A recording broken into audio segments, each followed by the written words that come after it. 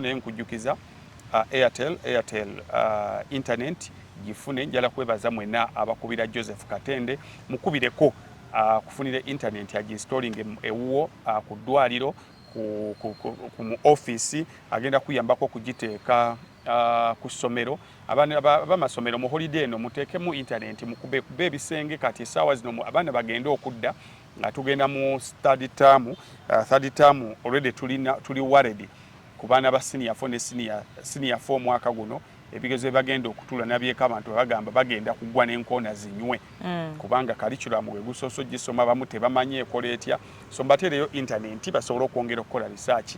Joseph Katende mukubire ku simu ejo labaawo otandike ne package etandika entonotono.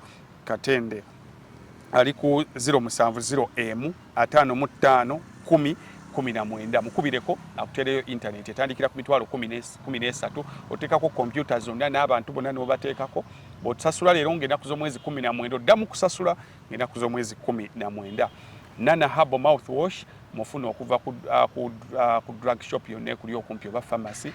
Amannyo gakunyinyira, amannyo gakutawaanya, amannyo gakuluma ajja kuyambako okutereeza amannyo goba osenyesa. Agenda mu drug shop yonna ekuli okumpi omugule. Abali ebweru katumye yenna omuntu ajja eyo ajja kuba akakuleetera Nana Herbal mouthwash. Mwezi gwe tuyingira ennaku z'omwezi jja kuba 7. Gravity omuntu gyali awo ku Cricket Oval okuyingira gijja kuba emitwalo 2 embaga ya Isima ne Amina. Mickey Wine ye ali busaaba ali lwaki nkiyita busaabala yagiyita tusaabale ali ku Jazz Pier still naye ng'ennaku z'omwezi 7 naye emitwalo 2. Mickey Wine ali ku Jazz Pier we Munyonyo emitwalo 2 agenda omuwagire. Mudra ali ku Zoe Grounds ennaku z'omwezi nga 3 ku nkomerero ya guno omwezi okuyingira emitwalo 2 emitwalo 5 abaana bali mu holiday abazadde abaana mbaye bagende kubanyumira ku bato bannaabwe n'emmeeza ya bukadde 2 amu n'obukadde 4. Mujengo obudde bukyali tunyumirwe. Bw'obanga oyagala gula tickets via MTN dial *165 *20# oba ogende ku Momo app ogule ticket ya Mudra yonna gy'oba osiimye tusisinkane nga 3 awo ku Zoe Grounds mu kivvulu kyatumye the viral experience. Okay, it's a fresh new week. Tukubuuzaako bigenda bitya obulamu butambula butya babutambulira nga wabubalamu naye tukuyozaayoza naawe nga bitambulira ddala nga hazifu. Waliwo ekibuuzo ekyo tuli okwebuuza ne Katonda lwaki bw'obanga olina ekibuuzo ekyo mu mutima jjukiramu time ebibadde bitambula obulungi so sigaza okukkirizaako nti Katonda naawe asobola okuba nga akusussaawo. Kids are officially off for holidays. Mulimu abakyaliyo naye nga baliyo ku byabwe. Naye kyembuuza official date yo ya ba closings of on bagenda wumula weeks 2. Sinama wange tannaba na wumula kati sinaba concentrating ako bawumula lwakutaano naye mbadde sinafuna budde butunulamu kumanya bawumula bbanga ki. Daniela ziri weeks mmeka? 3. Akimu weeks 3 mwe tulina okunoonyeza fees. Kyokanga ne ku nkadde batubanjayo. Ate tewalabye gwe bakusita omwana ne bamusigaza kusomera mutwala 2.7 n'ekitundu. Ate mulimu bwe babawadde abazadde bamututte ebintu byonna babisigaza kusomero babiwambye. Kyobulaba omuzadde teyeetaaga kunyiga bize. Mbakubire. Ate tubanyiga. Ebane kati ate mami atangamba ki? Walwakubira bami ng'alina emboozi ye. Bwe buzi tamanyi emboozi zabwe zigira na ye wafunira emboozi wakubirira ate tamala nakubuuza wawooli olikwata waaye atoloza enkoko tugirabako enkoko yagenze wano ku makya enkoko tennadda akati n'osooka osiriikirira eno oli mu production eno ogenda kushootinga ate bw'omugamba kankuddira oluusi weerabira lebikuvuga bambi olumu twerabira naddamu nakubiraawo ye waafuli baweereza voice note ebanga luyimba. My sister is telling me nzola wagwe nze mami wampeereza voice note sijibikula kazi ojibikula oyinza okwerayira ogiddamu malafuna budde bwange amala wereza eddakiika 3 n'ayongerezaako eddida mama tali ku WhatsApp naye ye wakubida oba oli mu program oba oli ki ye wapulira muzadde teyeetaaga kunyiga bize when you are the current voice note z'abazadde size zino muno nina byenkola kampuli bw'oba olina budde connecting essimu ku sipiika ovuge nga bw'okyo nze mankweza voice note nga gwe hafi gyebali kakati enkya ku makya asaabwa ensirererere nga kiwedde wano nsobola n'okugamba lindamu katono n'empuliza voice note era netekako meseyo nange nenga kale twali buzibu naye yatandika bannange muli mutya omwana bannange abazadde basosa awo byentu nti mama nga mpeereza nenga nene kaya alina bakazi banisi bange babeera nawo andi omwana sitange yalwala emabega kaawo nga message bwagimpeereza si wange mama we yamugambye nange naŋŋamba nebifayo byonna nabikuba ate nga katiza ŋŋambira ki newe yawumudde nampeereza omwana wamwe bana ekyana kyammwe kigezi olaba bwe kyasomye ate nga kibadde kisoma kirwadde kakati nza ŋŋambira ki omwana sinza amuweerera omwana kale si mububye naye oba weebuuza ate kati nze mbinkwatirako wa naye nze kakyenazuula gye tukomugenda nga tukula mikwano gyaffe gigenda gikendeera gigenda kati nga we tuli wa seriously we have few at this age we have few olabye dange mikwano gikendeera we just have people betugamba nti we have workmates we have businessmates we have actually bantu betuyina era bw'ogenda ku mikolo gy'abantu egisinga gibeerako bantu bebakola nabo muntu agamba hafi bwe mba sigenze ku mukolo gwana business naddamu okuba essimu okisegedde be bantu betuyina era nze essimu yange ngamba nnyo abantu essimu yange ku weekend teba busy tevuga naye wakati wa Monday n'olwokutaano evuga oyinza okulowooza ssimu ya radio ndiko bayita okutumira kubanga abantu webasinga okuneetaagira si nti banjagala webasinga okuneetaagira waliwo yeetaaga akayimbo kazanya ku radio waliwo ayina byabuuza waliwo bye baneetaagako biri wakati wa Lwakutaano Monday na Lwakutaano kati nze Sunday mbeere kati jo obeere waka essimu n'olowooza n'okufa yafudde kati ate neetandika kubeera busy Monday ku makya netandika okubeera busy so kakati ate kali kiri kuffe kateberezaamu omuntu ayingira emyaka 6 ayingira emyaka 7 ba agements abasinga bafudde abasinga tamanyi takyajjukira na bwenyi bwabwe bufaanana they can't recognize their faces abasinga basenguka bagenda kakati ogenda okwesanga nga tayinaawo gwanyumya naye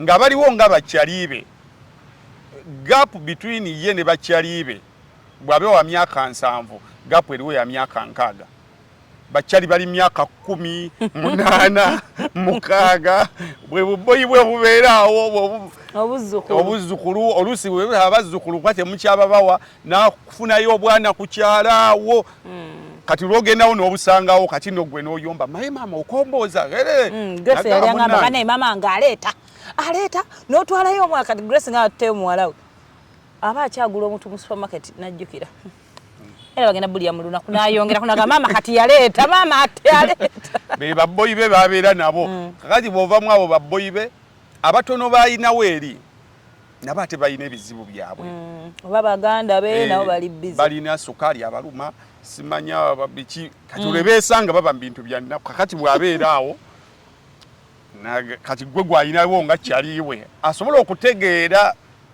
oba ngiyite ntya for lack of better word buli muntu yeetaagayo omuntu gwanyumye naye stupid kuba naffe tubyetaaga waliwo obeeraawo nogamba bwe weesanga ne hafi muba mu bintu bya kyano simanyi kati mwetaagayo that lose talk kati lose talk ye kyaliwe gwalina ye gwe kati ate gwe boyi we ali naawe olina bapuliimu naawe olina biki katomu kati nze twalinako no this is reality and when you think about it when you have such discussions like bambi kamwe ku budde kati now as we age edda emabegako I think temyaka na simingi I think it is 2 years or 3 years ago I think it's 2 years buli kimwe kyantukangako nakigambanga mamange buli kimu whether relationship whether ku mulimu eno oba mu nkyankalanyizo oba ki namukubira era nga yatabaagala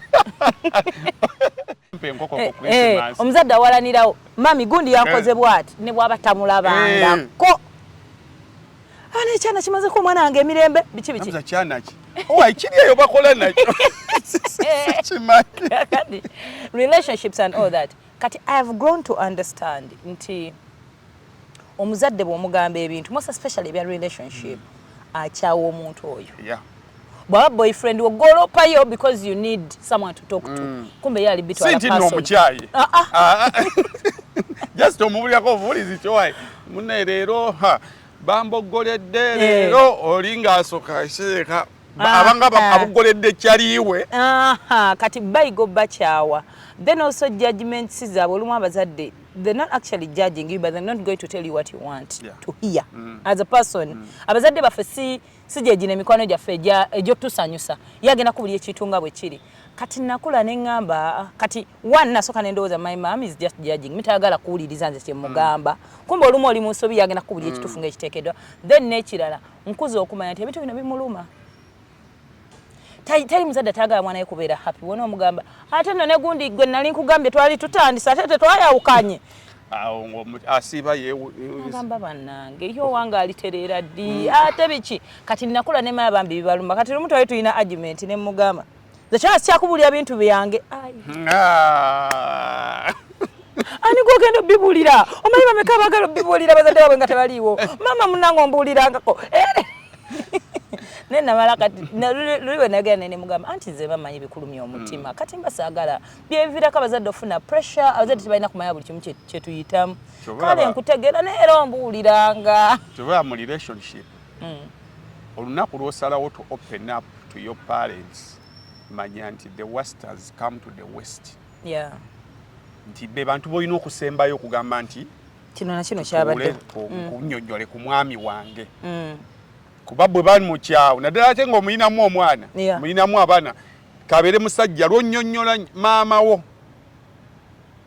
manya etuuse ku zeedi naye bweba ekyali wano ku siidi awo ebyo mulimu ebimu ng'osobola obyemalira kasita eyingira wakati awo ate era intervals mulimu abantu kati oyinza obuulirako bannyoko ng'etandisa okutuuka wakati kati eno naye ate bannyoko balina engeri bagenda obbibulya muzaddewo but ate si gwe amwegambidde abeera eyo nagaha ezo ŋŋambo zaabo bwe bakubira munaino mukuwe nako lwakuba taliiwo naali mukuwadde the moment w'omugambira kuba yagenda kumuyiribya kakati gwe buli akaguddewo n'omugamba bwe mudda eno ne mweyagala ne boyiwo ne mweyagala kyokka mu ku weekend oyagala omumutwalire mbe yamutunuulira ati amulaba kyamuli tata gundi yantama luli waŋŋamba yakuvuma nomugamba mama okyali ku ebyo ayinza n'okusimu n'agamba simanyi yakyakola bye waŋŋamba okyabiriko ogenda okulaba amubuuza tukuwulira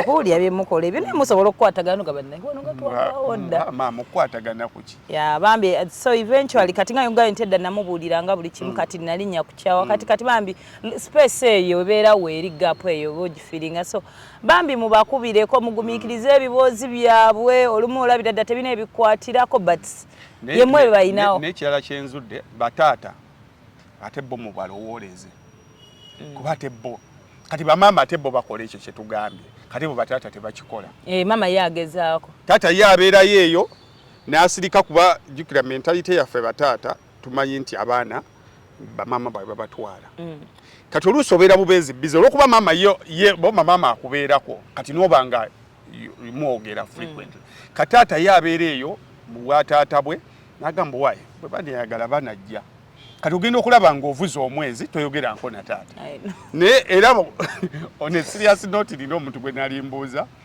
gwe bwakyali bameka booga nti babawulira nti ngenze kulaba taata oba ngenze kuzimbira taata oba nayogedde ne taata omanyi kigambo taata kirwawo okuva mu bakyali baffe abatwetoolodde era abantu abasinga tumanyi bakyali baffe bataata baafa munange amala okugaoyo muntu mbutaata bulijjo olina taata okitegedde kakati kati n'olwekyali wange lumu namugamba yagera nalaba jjajjaabe ne mugamba ye taata nga tatange yafa nagamba kunze naye manje asirise nga ffe abalawo okusirika ne mugamba bulijjo manyi gyali so bataata kati gwe mulowooleze kuba ye engeri gy'aba akyali omusajja aba akyalina eri ego yaffe ey'abasajja nti ebizibu bye tajja kubuulira bizibu bye bintu modulo so mbalowooleze omuyitsemukko gaali omubuuzeeko tebaba nnyo nambozi ye emboozi yo tebeerawo olumu bazza n'emisango gyabwe dda gye mukyetisse bati mubireke bakunyumiza na binyumize wigoso okay kale naye nga baana tubakulisayo mu luwummula now bannange tusooke ndowooza n'okubika eyali former Anthony General Kiddi Makubuya bamubikako ng'omwaka gutandika but I think he was just alwalidde ebbanga yali mulwadde Kiddi Makubuya erinnya lyavuga nnyo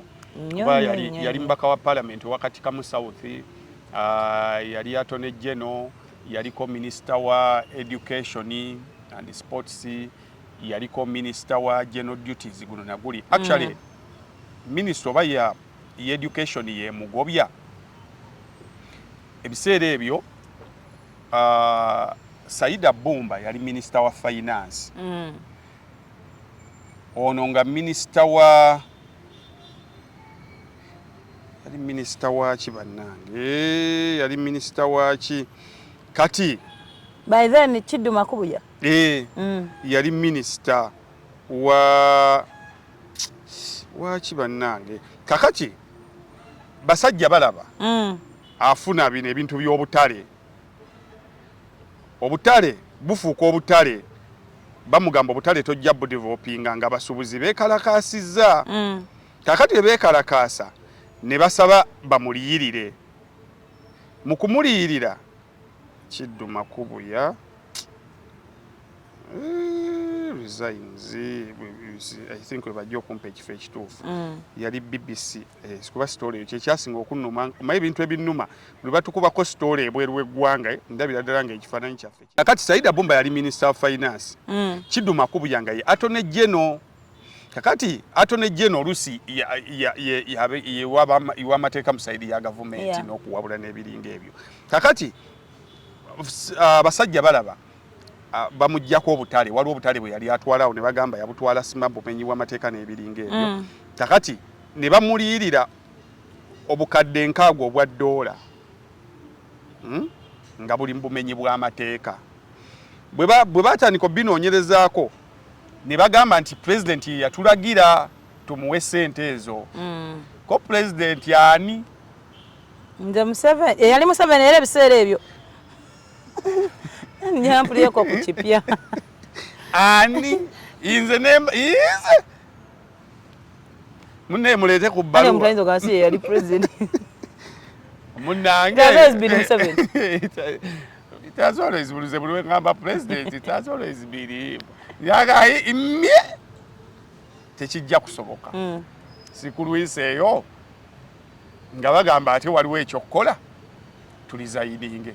So as the Attorney General would have advised. Yes. Era yasembayo okuteekako emikono biri kimu ne minister mu 2012 era kyekintu ndowooza kimu lwaki story eno mbadde ngimanyi nnyo mutwe kuba nali neewuunya baminisita bawa baali balizayininze nga bw'atyo Moses Ali agenda ku fulo ya parliament ng'agamba ssebo ne bannyabo mbanjulira resignation ya Saida Bumba ne Attorney General kati ate mu office yali agivuddemu nga ze mu general duties n'alizayininga 2012.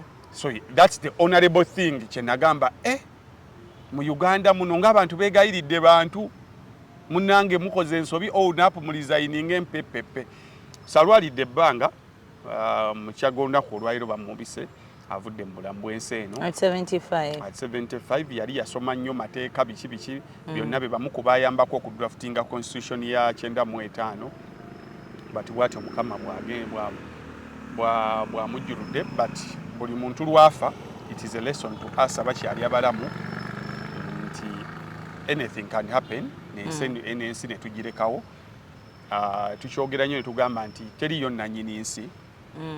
Ensi buli abagibeeramu currently muba ba custodian baba gibateresezza for the future generation.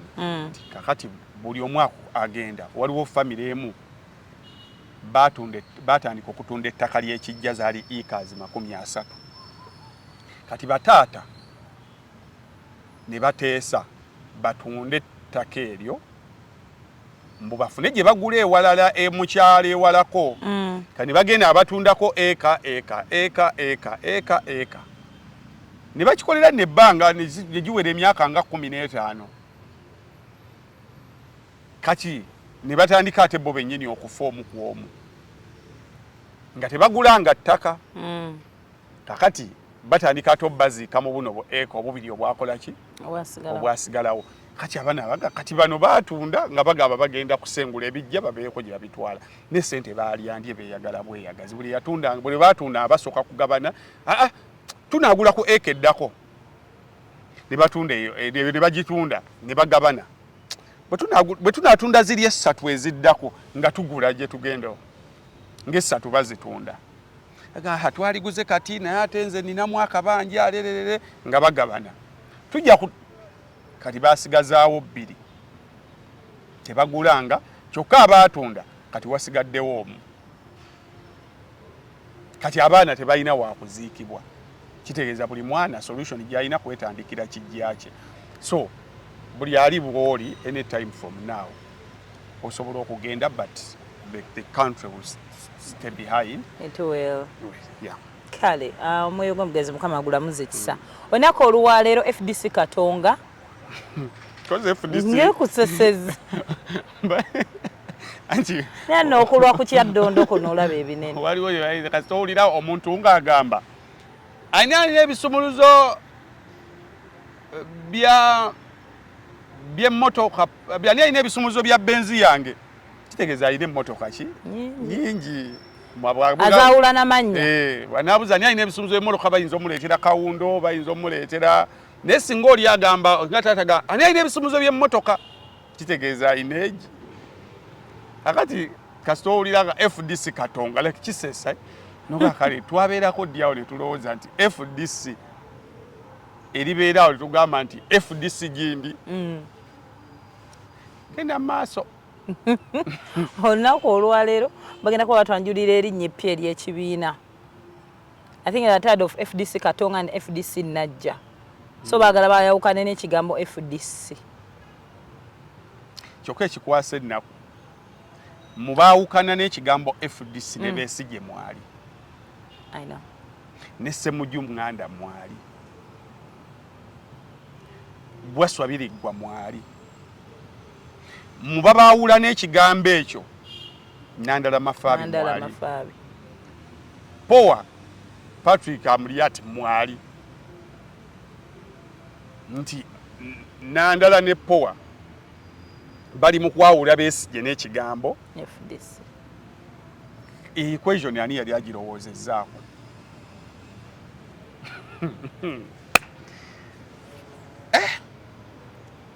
So lunaku olwayo delegates conference etudde Katonga awo bagenda kutubuulira erinnya eppya babadde mu consultation okumala ebbanga nga beebuuza ku bantu baabwe ababakkiririzaamu ne babakkiriza bakole ekibiina. So ekibiina kigenda kufuna erinnya olunaku olwaleero. Kino kireka opposition ya Uganda wekigisanze mu divisions era wekigisanze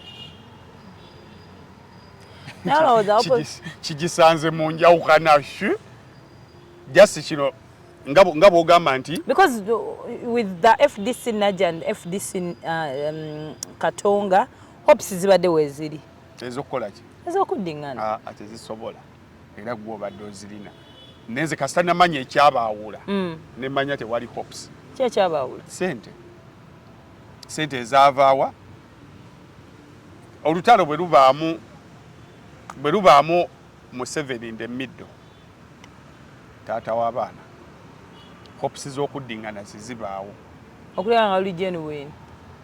Anyway olutalo oluli fake oluliko omuvujjirizi first of all ebera fake wo olutalo lutaliko nti tutuule twogere oyinza okwagala okwogera kuba ekyabano lwaki yali tesobola kuggwa one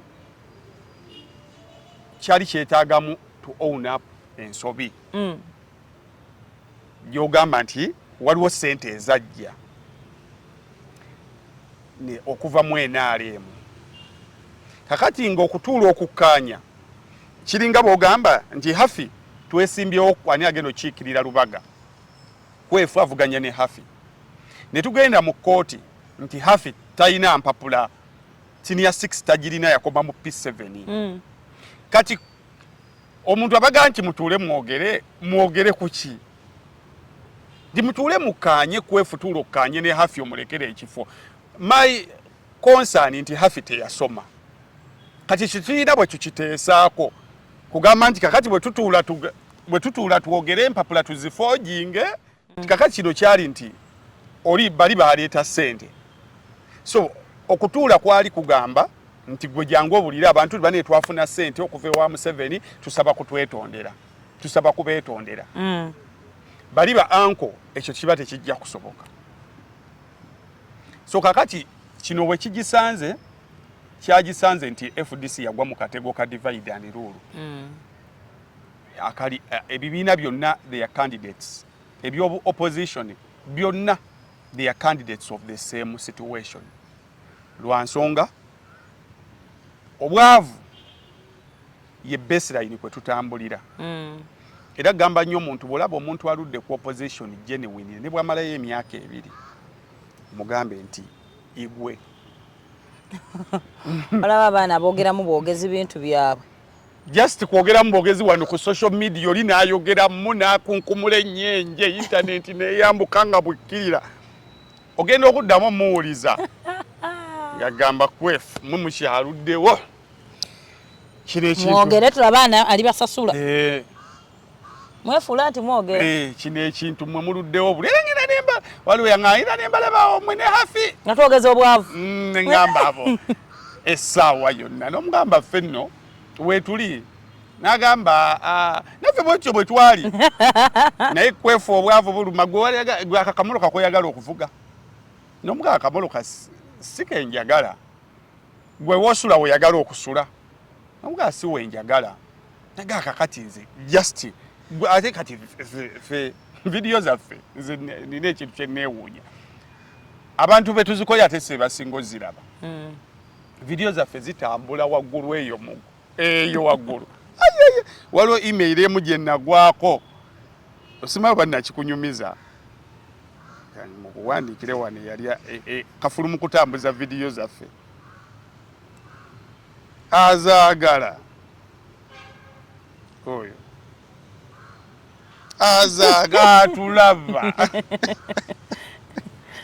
namba nfani Allah atulaba era waliwo ne meeting eyimu gye yaliwo n'agamba ne bamugana n'agamba lwaki waliwo omuntu gwe sirabangako wano kati nga agezaako kubagamba abo bantu bo nga sibalabangako wano ne bamugamba nti abantu abo balaba kumputtu kwe balya nadde nkubidde Dr. Sam Kazibwe wano nga njala simanyi oba soko ndeko katono nga mu kutambuza video zaffe akwata kisoka so omuntu yenna bwalwa mu bintu bino ebya gye baleko dokita dokita kwefulukta kakati mbadde ndi wano ndi mu kulikodinga wano content wa YouTube channel yange naye nadde njala kupiikinga ku ndowooza yo ku FDC leero egenda kutongoza erinnya eppya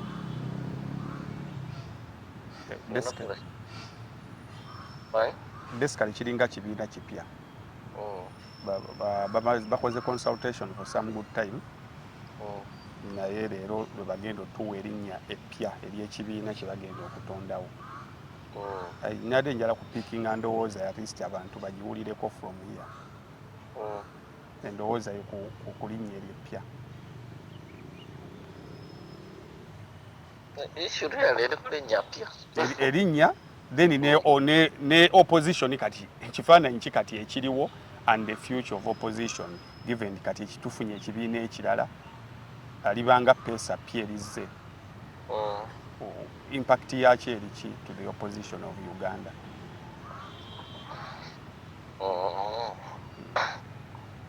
kati kyagala njogerako kati Yes, sir.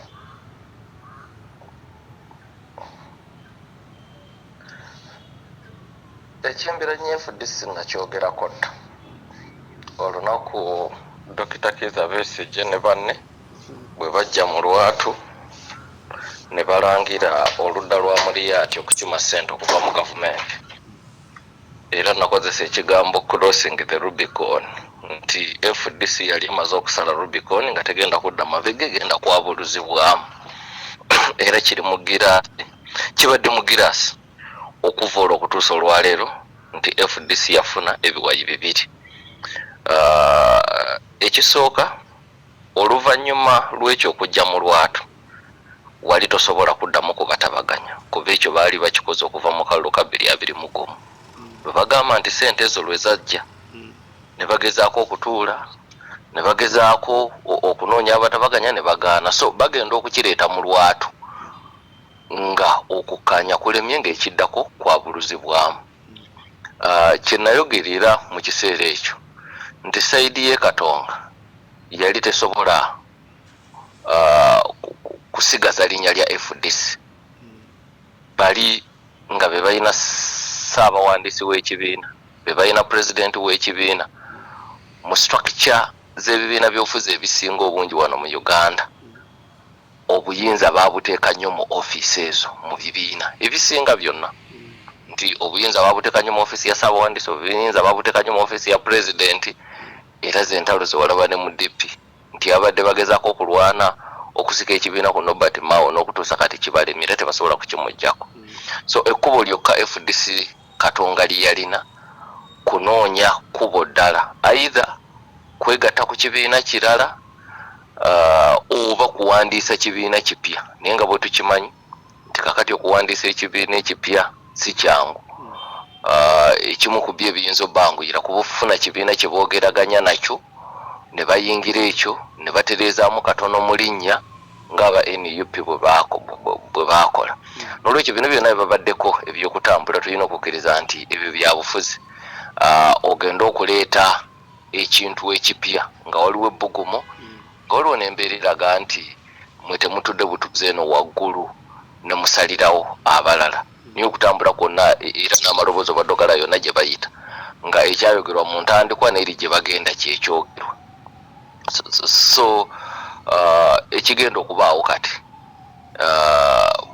bwe bufumbo obutukuvu okutongoza ekibaddewo ffenna kye tubadde tulaba nti ab'e Katonga bava ku bannaabwe ab'e Najjanankumbi. Ku bantu abagamba bannayuganda nti ekigendererwa kyabwe kyakujja ku gavumenti eri mu buyinza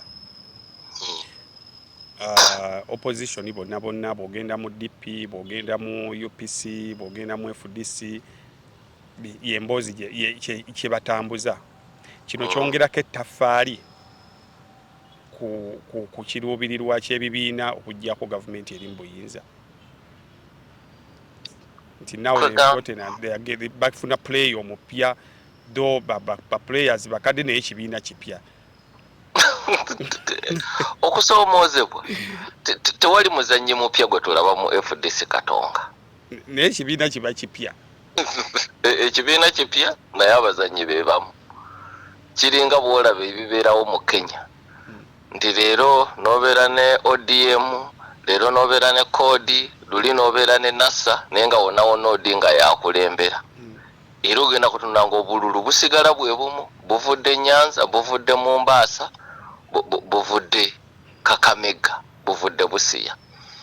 So mu bino byonna NRM yesinga okunyumirwa era kyekyo lwaki olaba yebeera nnyo kajiiko nattabula buli ebibiina bwe bimalira ebiseera mu kwerumaaluma yo omweso guba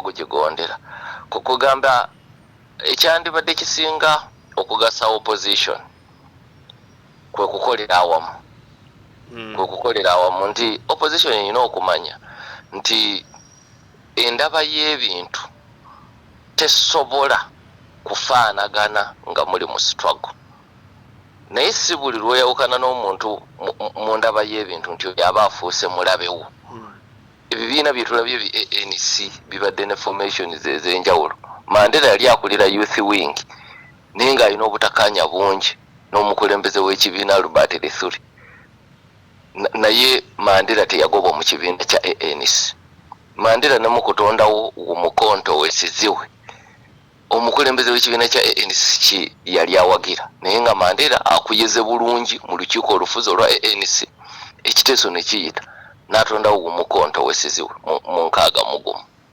so ndowooza nti ebyo bikulu opposition okubimanya n'ekirala n'okutegeera nti bw'obeera mu struggle engazi bintu ki ebisinga obukulu gy'oli na biki ebiriwa ebitono kasita ekyo kikulemwa okutegeera kubanga oluusi opposition emalira ebiseera ku busonga obutono neyirabira ensonga ennene nze ndowooza nti ng'opposition erekera 2026 ebibiina byonna birina okuddayo mu kasenge ne byebuuza naye ensonga yaffe enkulu yeeriwa era mu myaka gino gyonna kiki kye tukoze okugusa ensonga enkulu kubanga obusonga obutono bayita bu side issues tebubulawo tebubulawo wano opposition NRM gyerwana okujja mu buyinza ya myaka 4 bamandera baali balwana okujja mu buyinza enkola eya apartheid eyali emaze ebbanga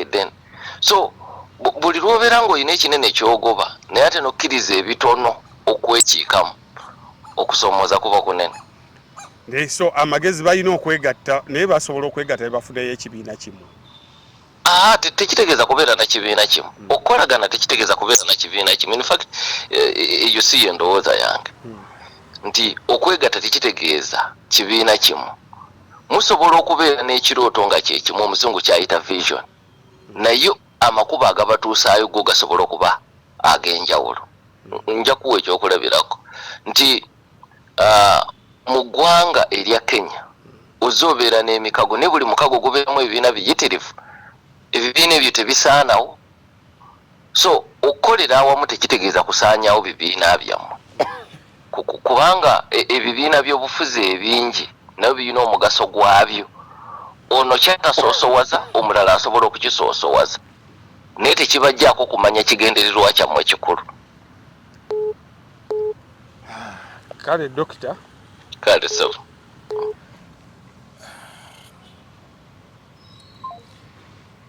otegeti NRM kajiko nattabula nera kubanga naye era toginyenya kuba nayo kyekigendererwa kyayo eyo motive yayo kati mwina kuba banywivu grounds zamwe mbata muli banywevu byonna ebivaawo kati yo kyekola buno obwavu obutuluma obulaba ebina byonna dokita nga bwabyogedde bisoboka okubaawo singa muba mwena mulina vision naye ono agenda bawagukako buli lwabeera n'ebizibu ne bamuyita eno kugenda okumaliriza nga temumusigazza so kakati akasente ate kati linda we tuyingira omwaka ogujjaawo akasente kagenda kutambula nga kangi nyeera mulinda abantu bangi abagenda okuwemukira waliwo abaganda kyagamba okuwemukira ebuganda ebusoga ngaatalidda buganda owemukidde ebunyolo ngaatalidda buganda linda ogwo omwaka ogujja kugenda kuba muzibu nnyo so katwongere okubasabira naye nga divide and rule kyekintu ekisinza okukola ennyo divide oba dividing otya obwavu bwe bujja ofunayo omugwa ow'akasente bali bwe bagira oluusi abamu tebagabanye bulungi oluusi abamu tebakkirizganyiza nako nga tweyongerayo so bwetyo FDC katulinde ebigenda okufubutukayo okay kale kakati ndowooza twogere ku nsonga ya KCCA yatutte Saala bagende ne basabira bambi ku myoyo gy'abantu bategese okusaba okwenjawulo ne basabira ku bantu abaafiirwa abantu baabwe mu njega y'ekiteezi awamu n'abantu ababundabunda ssaawa zino twabakwasiza Mukama Katonda ye yabatonda olumu omuntu walemererwa munaye bagamba nanyini mufu yakwata ewawunya tubaddiza Katonda yabasobola kuba kati lyonga eggwanga at this point liremereddwa ne Idi yabaddeyo waliwo omanyi bakuwa eddagala okusinziira ku bulwadde obukuluma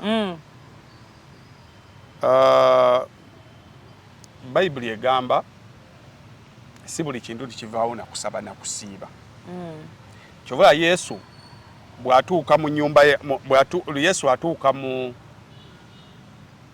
ssinzizo nga baalifuula katale nga mulimu abatundiramu enjiibwa mulimu abakubiramu zzaala mwalimu gasiya mungi naye nga lyali ssinzizo bwe yatuukawo teyabagamba nti bannange kye mukoze kikyamu muwanike emikono mbasabire bannange kye mukoze kikyamu tugende mu kusiiba yamanya nti olaba nti nze Yesu ndi mutabani wani wa Katonda naye wano olabawo wano essaala tejja kusoboka n'okusiiba tekujja kusoboka kuba buli ekyali oyo gwe twogerako Yesu yalo yatuuka laba ng'okusaba tekukola ki nga kuno okwewunza okuli wano beetaaga mbooko n'abakuba ebinyonyi byonna n'abisumulula ne bibuuka ne bigenda kati Uganda we yatuuka okusaba n'okusiiba twabikola kati twetaaga musipi guveemu embooka evuge okuviira ddala waggulu paka wansi akristo oli omukube nga bw'omusabira osegedde abantu balina abantu bali heartbroken nti n'ekyokukola kibabula because as imagining nasanya okoza statement Idi Dorothy Kisaka atunula alinga omuntu mu situation nga batemudde omuntu ku kyalo ne babako basongamu olunyi nagamba kiteeberezeka wami n'abantu be baloga bannaabwe kiteeberezeka okuba nga oyo omukyalo oyo ye yaloga ono eyafudde kati nitumulaba mu lumbe emboka ebegenda nnyo bunyosi kakati ate kuno sinakuteebereza nti bonna bebassa abantu because blood is musaayi guli ku ngalo zaabwe kati it was a mockery prayer nga bw'ogamba nti katujje it was a mockery prayer because abo abantu beetaaga kwetondera first of all kyekyokka yeetaaga kujja ne bagamba bannaffe wait wali wafulumyeko statement eri yeetonda nti mutusonyiwe beetaaga kwetondera ffenna ng'ekitongole kya KCCA and the government at large tutuusa okwetonda kwaffe sina kusaasira tusaba okukisonyiwo kye beetaaga okukola ekisonyiwo okuva gye muli okuva eri abagenzi okuva eri ababundabunda because what happened nga bwe nagamba nti bwali bulagajjavu kati ebyo byonna byonna bye mukola play and what that's mocking them tituze ne mubeerawo then you move on they feel you're putting these people in a situation to think that you sympathize with them but if you were to sympathize from day one man by them taking action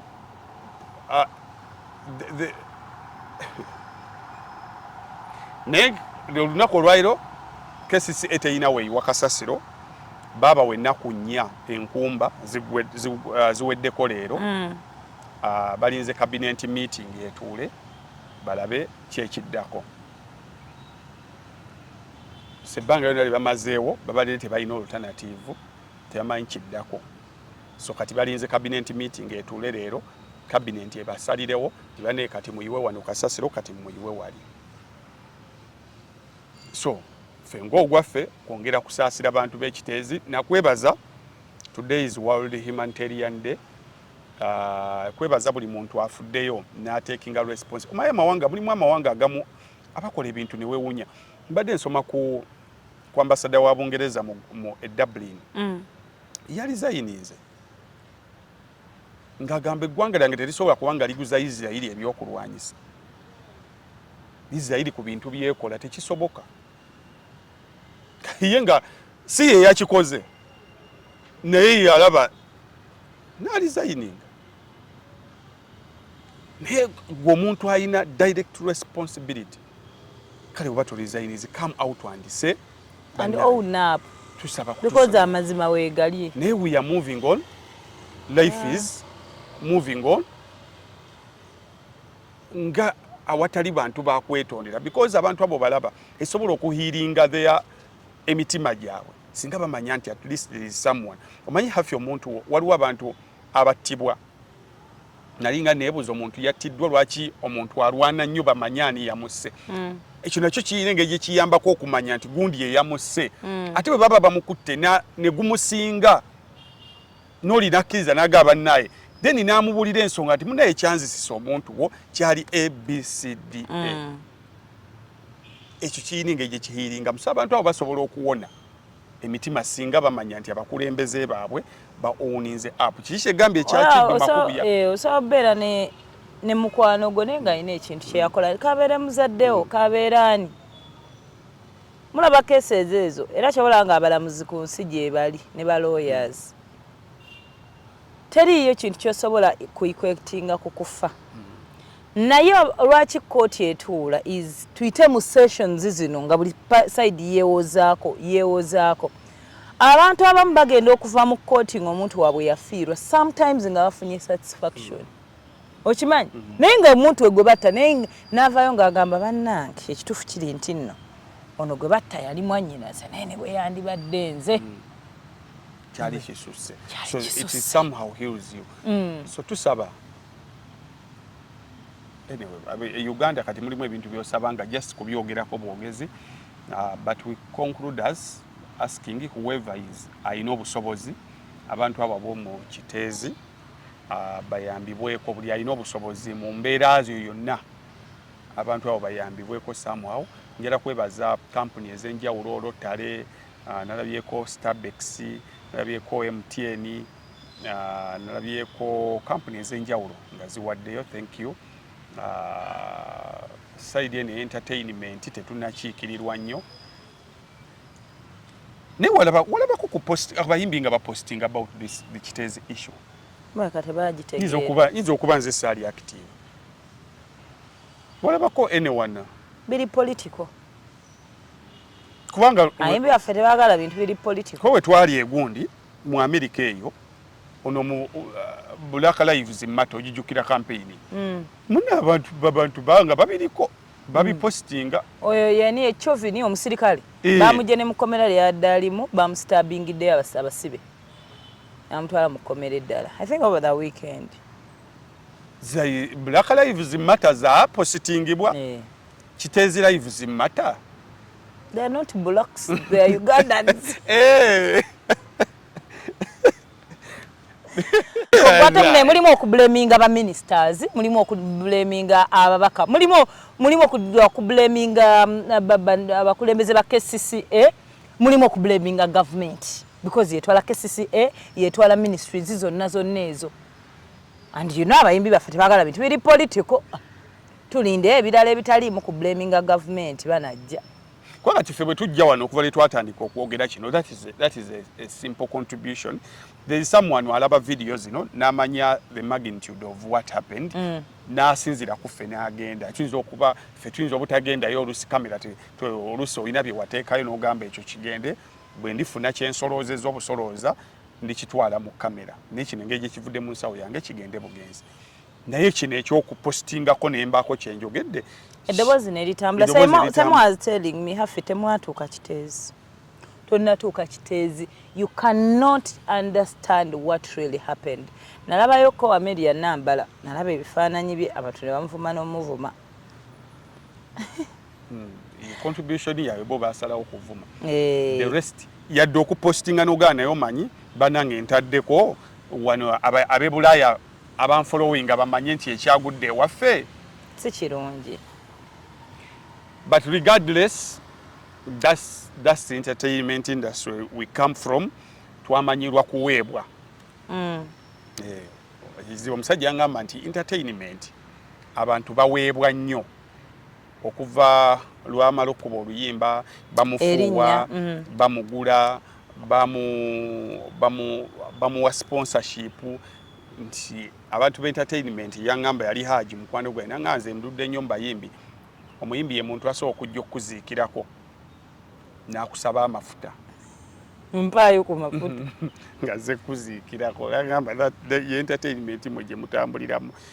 So at least if okuposting and showing solidarity to those people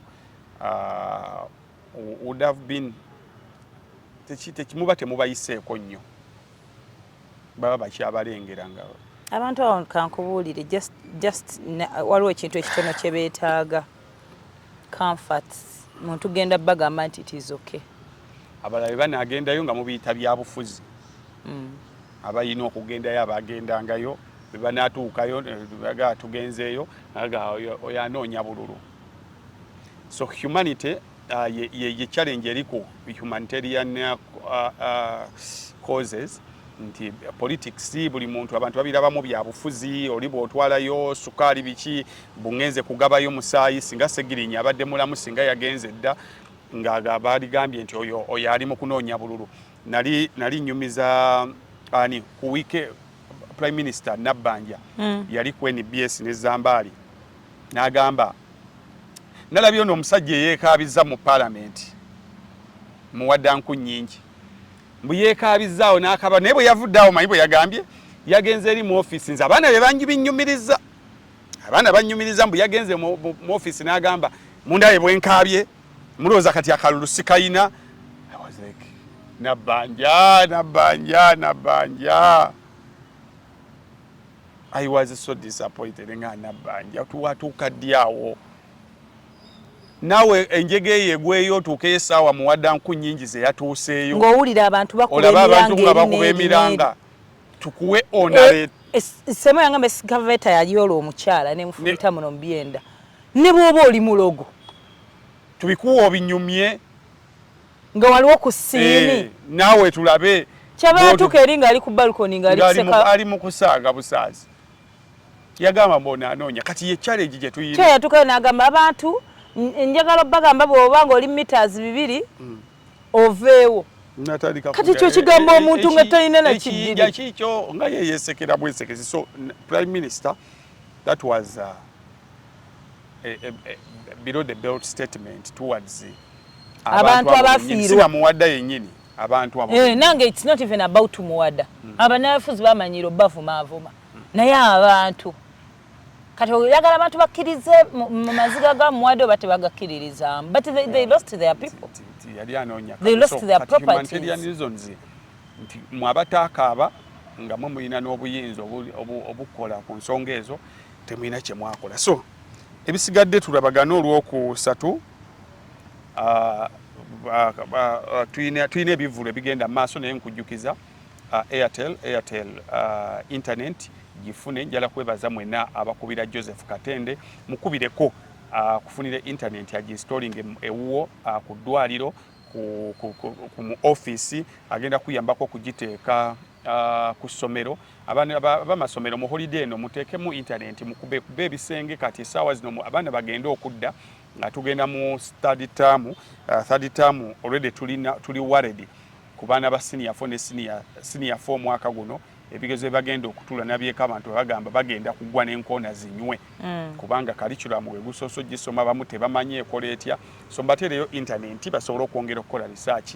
Joseph Katende mukubire ku simu ejo labaawo otandike ne package etandika entonotono Katende ali ku 070M 55 10 19 mukubireko akutereyo internet etandikira ku mitwalo 13 otekako computer zonna n'abantu bonna n'obateekako bw'otusasula leero ng'ennaku z'omwezi 19 oddamu kusasula ng'ennaku z'omwezi 19 Nana Herbal Mouthwash mufuna okuva ku drug shop yonna ekuli okumpi oba pharmacy. Amannyo gakunyinyira, amannyo gakutawanya, amannyo gakuluma ajja kuyambako okutereeza amannyo go goba osenyesa. Agenda mu drug shop yonna ekuli okumpi omugule. Abali ebweru katumye yenna omuntu ajja eyo ajja kuba akakuleetera Nana Herbal Mouthwash. Mwezi gwe tuyingira ennaku z'omwezi zijja kuba 7. Gravity omuntu gyali awo ku Cricket Oval. Okuyingira jijja kuba emitwalo 2 embaga ya Isima ne Amina. Mickey Wine ye ali busaaba ali hirwa kinchita busaabala shira jita tusaabale ali ku Jazz Pier still naye ennaku z'omwezi 7 naye emitwalo 2. Mickey Wine ali ku Jazz Pier we Munyonyo emitwalo 2 agenda omuwagire. Mudra ali ku Zoe Grounds ennaku z'omwezi nga 3 ku nkomerero ya guno omwezi okuyingira emitwalo 2 emitwalo 5 abaana bali mu holiday abazadde abaana mbaye bagende kubanyumira ku bato bannaabwe n'emmeeza ya bukadde 2 amu n'obukadde 4. Mujengo obudde bukyali tunyumirwe. Bw'obanga oyagala gula tickets via MTN dial *165 *20# oba ogende ku Momo app ogule ticket ya Mudra yonna gy'oba osiimye tusisinkane nga 3 awo ku Zoe Grounds mu kivvulu kyatumye the viral experience. Okay. Kale awangali maaso moji. Nana Herbal Mouthwash lyeddagala ettuufu lye nnakakasa mu kujjanjaba endwadde z'amannyo. Amannyo gakuluma bw'ossaayo ekyokya oba ekinnyogo gagasanyalala bw'osenya ovaamu olusaayisaayi oba ogayiza ludda lumu. Senyesa Nana naye weegendereza abafere tebakuguza kappa mu kkutiya musange mu famasi zonna. Nana yakakasibwa National Drug Authority.